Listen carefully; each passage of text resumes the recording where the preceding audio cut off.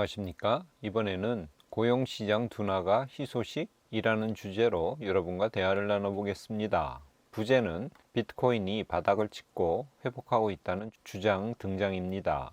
미국 시간으로 3일 노동통계국이 4월달 비농업 부분 신규 일자리가 17만 5천 개 증가했다고 발표했습니다. 이 수치는 3월에 30만 3천 개에 크게 못 미치는 것으로 시장의 예상치도 크게 하회한 것입니다. 시장은 대략 24만 3천 개 정도 나올 것으로 생각했었습니다. 실업률도 3.9%로 발표되어서 전월에 3.8%보다 높아졌습니다. 이렇게 노동시장이 둔화하자 금리 인하 가능성이 커지면서 나스닥, 비트코인 등 자본시장이 일제히 크게 올랐습니다. 요약하자면 고금리 여파로 노동시장 둔화 기미가 보이자 채권금리 등 시장의 금리가 떨어졌습니다. 반면에 연준이 금리를 인하할 것이라는 가능성이 높아지면서 여러 자산들이 많이 올랐습니다. 3월과 4월에 암호화폐 대장주 비트코인이 많이 하락했습니다. 고점 대비 19% 또는 달러로 하면 거의 20%가량 하락했습니다. 최근에는 현물 ETF 유출 현상이 나타나면서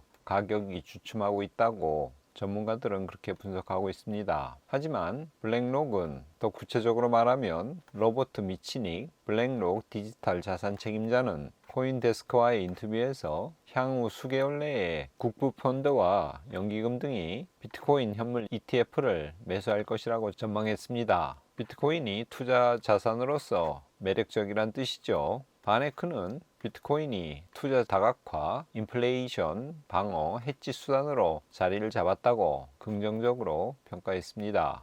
암호화폐 분석가 알렉스 웨이시가 비트코인은 바닥을 찍었고 W자 형태로 회복할 것이라고 조심스럽게 예측했습니다. 이것이 비트코인 가격 변동 그래프인데요. 앞으로 이렇게 W자로 반등한다는 거죠. 이미 바닥을 찍었다는 예상은 4월 비농업 고용 보고서 발표 후 비트코인이 6% 상승하기 전에 X를 통해서 이런 견해를 밝혔습니다. 과연 이 사람의 예상이 맞는지 지켜봐야겠죠. 비트코인 6개월 차트입니다. 3월 13일 날 고점을 찍었고 최근 5월 1일이 저점이었는데 대략 20%가량 하락했습니다. 최근 반등하고 있죠. 비트코인 차트 연초 대비로 현재 45.5% 올랐습니다. 지난 5일간은 0.68% 올랐습니다. 주 초에 떨어졌다가 주말로 오면서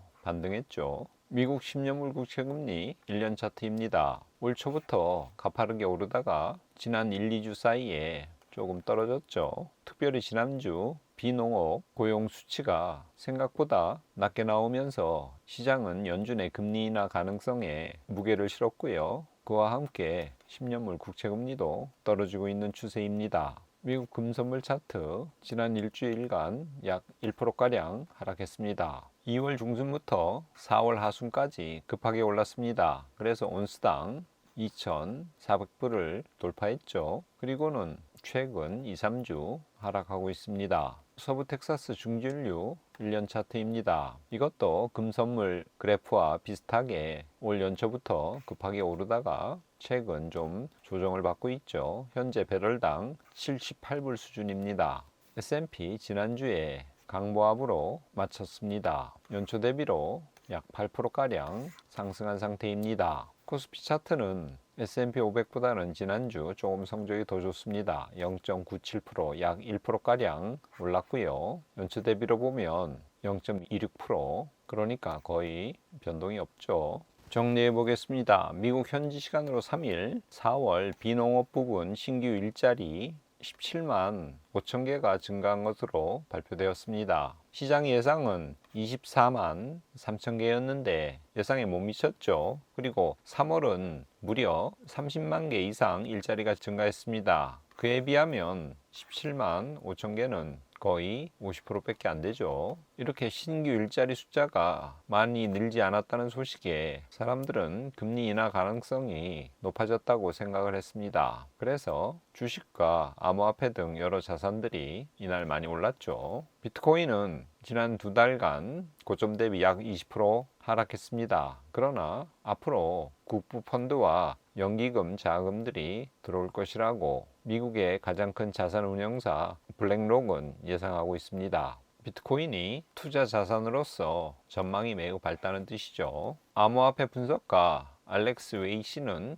비트코인이 바닥을 찍었고 W자 형태로 상승할 것이라고 예상하고 있습니다. 그 말이 맞을지는 현재로서는 누구도 확신할 수 없죠. 과연 그런지 지켜볼 필요가 있습니다. 시장이 기다리던 고용률 하락 현상이 발생했습니다. 그래서 사람들은 연준이 금리를 인하할 것이라고 기대하고 있습니다. 금리가 인하되면 투자하는 환경이 좋아집니다. 하지만 고용률 하락, 다시 말해서 일자리가 준다는 것은 경기가 침체되고 있다는 신호는 아닐까? 그러니까 썩 좋은 시그널이 아니라는 거죠. 그 점을 한번 생각해 봐야 할 것입니다.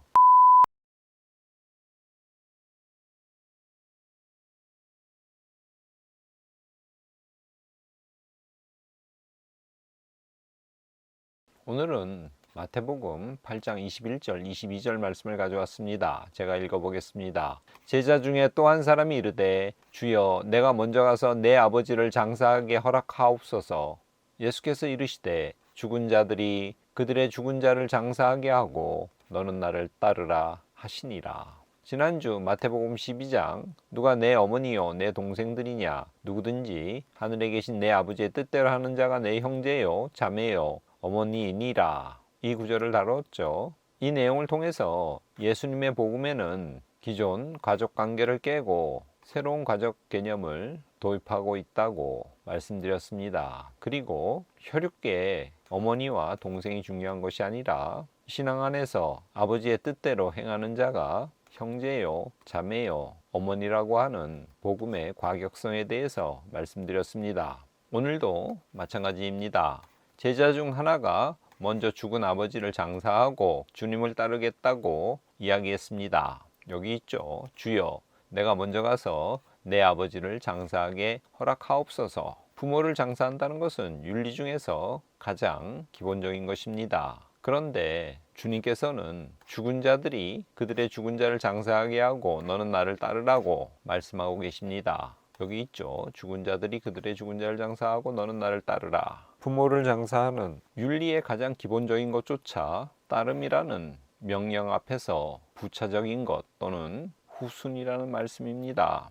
그래서 덴마크의 철학자 키에르케고르는 이 구절을 가지고 윤리적인 것에 목적론적 유보라는 설명을 붙였습니다. 가장 중요한 목적, 주님을 따르고 주님의 제자가 된다는 것 앞에서 기본적인 윤리조차 유보되어야 된다는 그런 의미입니다. 이 명령은 세상의 어떤 윤리보다도 우선적이라는 것이죠. 지난주에도 복음의 과격성에 대해서 말씀드렸는데 이 구절도 다시 한번 복음의 과격성에 대해서 이야기하고 있습니다. 꽹우의 두런두런 시청자 여러분, 죽은 자들로 죽은 자를 장사하게 하고 너는 나를 따르라고 하는 이 말씀 이번 한 주 내내 묵상하시면서 주님의 제자가 된다는 것, 주님을 따른다는 것이 어떤 의미인지를 다시 한번 마음에 새겨보시기를 바랍니다. 끝까지 시청해 주셔서 감사합니다. 오늘은 이것으로 마치겠습니다.